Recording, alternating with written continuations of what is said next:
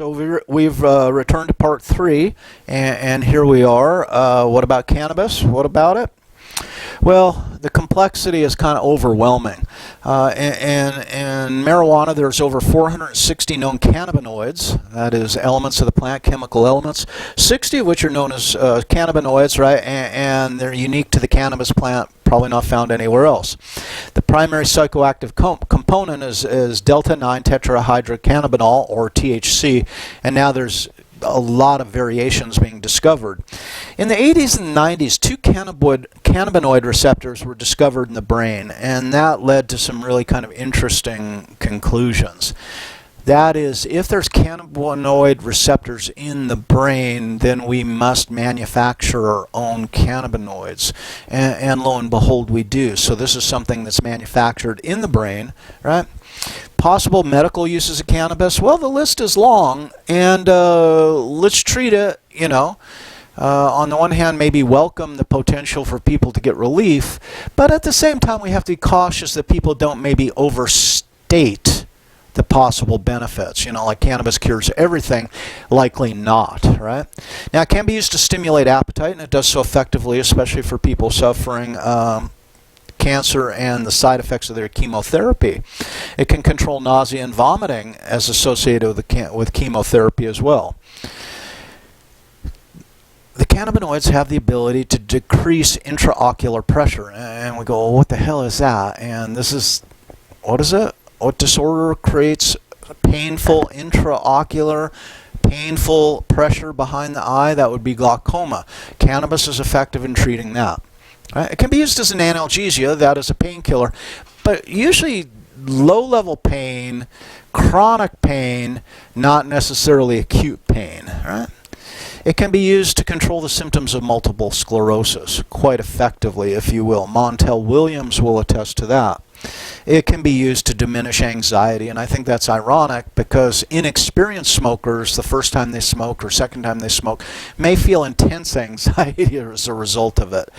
But experienced smokers will attest to a diminishing anxiety. It can be used to essentially help people go to sleep, that is, deal with some of the issues of insomnia. And how this is done is now the big exploration. Now that we have medical cannabis in over half the states in the United States, and recreational cannabis, in about 8 to 10 states now. So the world is changing its relationship to cannabis, at least the United States is. Now, I just want to talk a little bit here as we kind of close out the classes of drugs, then kind of overarching the hallucinogens, and this is where we kind of started early in the lecture. They alter perceptions of the external environment and inner awareness, and they're known as psychedelics, right? There's a long list: mescaline, peyote. Mescaline is derived from various cactus. Peyote is the button that's on the cactus, right? Psilocybin is the active component in psilocybin-based mushrooms, right? LSD, okay, as we described earlier. PCP, phencyclidine is on this list. I don't know that it really belongs here that well, but notice these are fuzzy boundaries, so there's an overlap. A lot of agencies consider cannabis a hallucinogen, but it's rare that people actually hallucinate on cannabis, so it's a strange kind of classification. I think comes a lot to us back from the old reefer madness days.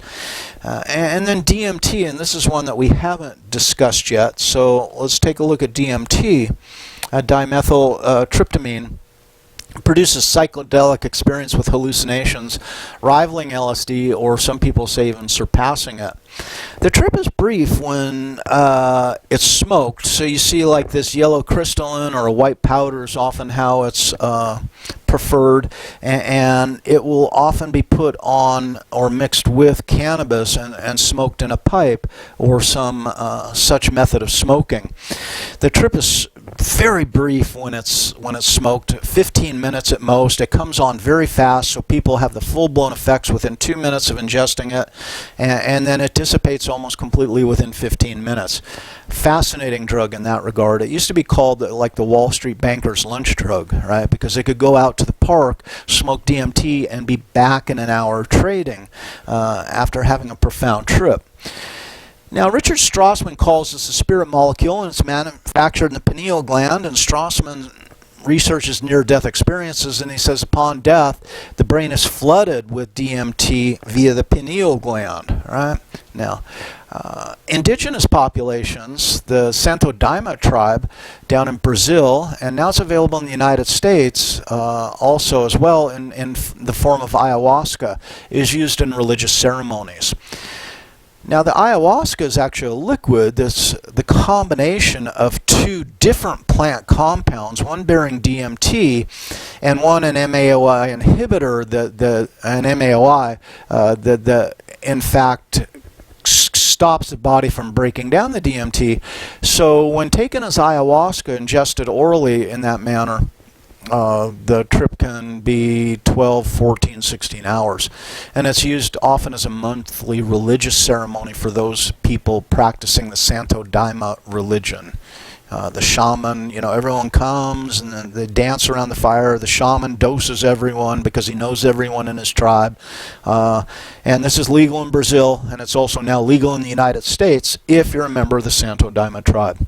So the body manufactures its own DMT via the pineal gland.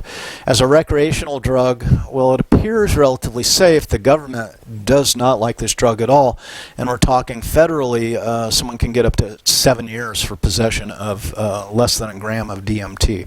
So drugs are illegal in many events. So hallucinogens are typically not addictive. That's not usually a quality of them, except maybe PCP. But they can be habit forming, certain that is psychologically addictive, but doesn't cause a physical craving. But we see that the tolerance develops in LSD. It's hard to make it psychologically addictive if the effects don't occur after, let's say, the second or third use. In the case of naturally occurring substances, it's often used as sacraments. So Native Americans in the United States, or the Native Americans can use peyote in their rituals. So LSD is intended as a psychotherapeutic, as I described earlier. The lethal dose of many of these drugs, as is cannabis, is essentially unattainable. It's just not possible to take enough to die. That's not the way they operate. Contrast that to alcohol or barbiturates, where lethal doses are acquired quite easily. Now, opiates, what can we say? Highly addictive, produce a sense of well-being, and have a strong pain-relieving property. The house across the street from me is a halfway house for former users, right? So, morphine, codeine, heroin. Hi, sweetie. Did you come to help finish this one up? Okay. Methadone as a treatment drug, right? Oxycontin was supposed to be less addictive. Turns out they were lying. It's probably as addictive or more addictive. And we have the opioid epidemic going on. Vicodin is an entry drug that many of us might get from the dentist with an extraction. And the picture is painted that this leads us down the pathway to opiate addiction. I find this picture especially disturbing, and I look at this young man, and, if we want to talk in terms of the addictive potential, think about when you were growing up, it's like, I want to be a fireman, I want to be a nurse, I want to be a teacher. I hope some of you at least want to be teachers, maybe, or not, but what do we know? Well, we look at this guy and we say, did this guy, at 8 or 9 years old, when we're playing that I want to be a game, say, I want to be addicted to heroin? I want to be a junkie, if you want to use the term, right? Probably not. Talk about people playing with fire, I guess is the idea. Now, when used to treat pain, the results are quite different than when used for recreational use, and the addictive potential much higher with recreational use. Highly physical addictive and psychologically addictive both, especially when used recreationally. Overdose can be extremely likely, especially if it's cut with various more powerful components, as is the case quite often now. Right? So definitely something to avoid. Now, depressants were used to slow down mental physical activity by inhibiting the transmission of nerve impulses to the central nervous system. What neurotransmitter does that? And if you're saying GABA, you be correct. Okay. So barbiturates, and this is from an old drug pamphlet that they gave us when we were in 6th grade. I was in 6th grade. Let's see, it would have been, 12 years old, 1969, 1968, summer of love for 6th grade. I so wanted to go to Woodstock. But how does an 11-year-old pack up their ass and go to Woodstock by themselves? It just wasn't in the cards, right? But so this is old school. This is the drug pamphlets they used to give us. This is barbiturates, and most of us just were struck by how pretty the pills were, and they were all in our parents' medicine cabinets. Valium, still common around, and that's the 10 milligram version rather than the yellow 5 milligram version. Let's put some Jack Daniels up there to represent alcohol, if you will. What do we know? High potential for abuse and addiction to alcohol and barbiturates. This is why most barbiturate pills are no longer in the market. Lethal doses can be exceeded very easily, especially in combination. A couple sleeping pills, a couple glasses of Jack Daniels, and that's probably the end of that story. One of the interesting features and dangerous features of alcohol is it metabolizes relatively slowly in the system. So overdose is a real possibility from drinking. That is, the full effects of the alcohol that someone drinks don't occur for maybe up to 2 hours. So imagine that someone can drink enough alcohol to essentially kill themselves, and we're just waiting for that to occur, that the consumption really leads to 2 hours in effect 2 hours later. And this is what happens often to binge drinkers, and unfortunately we see it every year for some college students, right, who are drinking and often find ways to drink insane amounts of liquor in the shortest amount of time. Bear in mind that the effects are 2 hours off in the distance.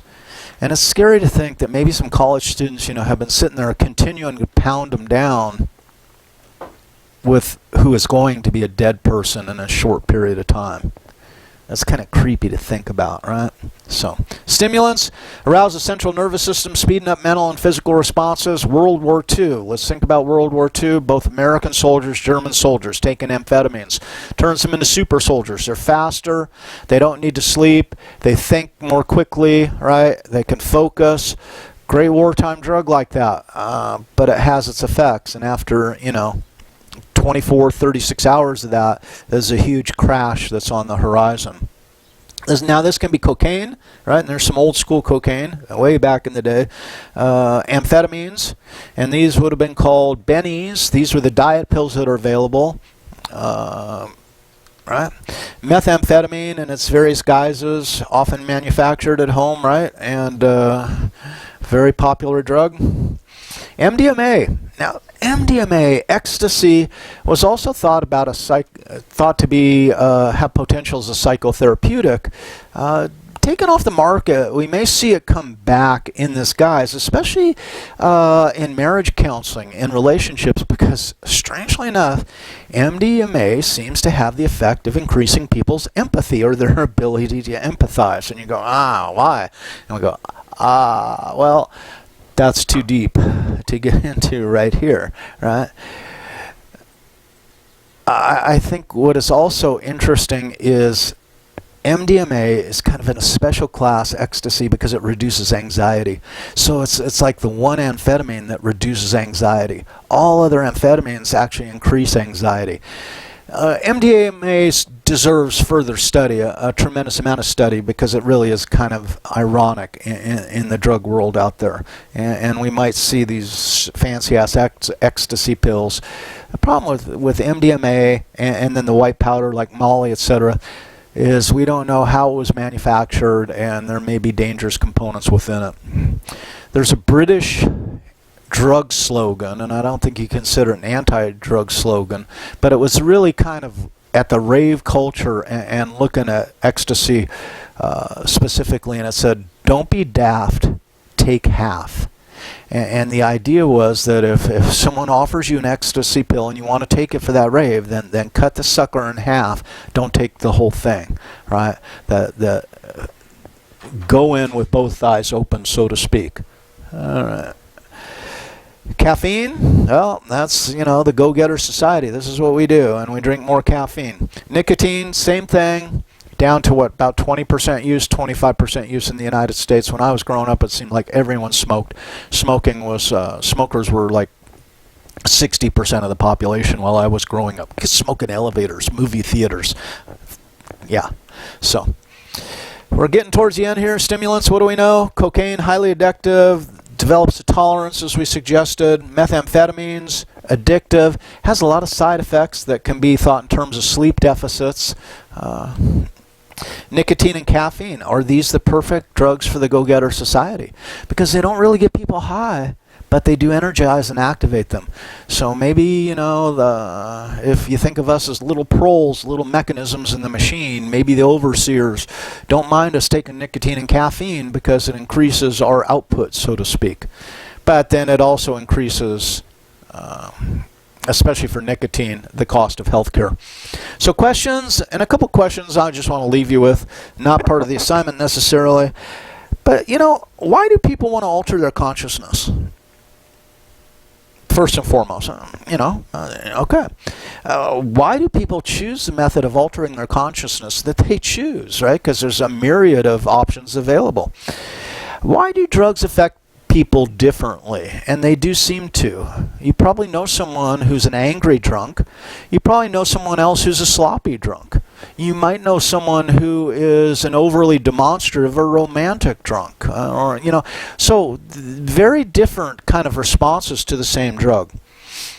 Will the availability of drugs online create a bigger addiction problem? And who knows, right? So those are questions. Anyway, let's call it good, and I hope you guys enjoy the assignment. Remember, first 2 pages, so explore those effects, right, and use multiple sources for your search. If I'm not mistaken, it's a paired assignment, so you get to share the work. And I hope you enjoy taking kind of a different approach to understanding this. Bye-bye, guys.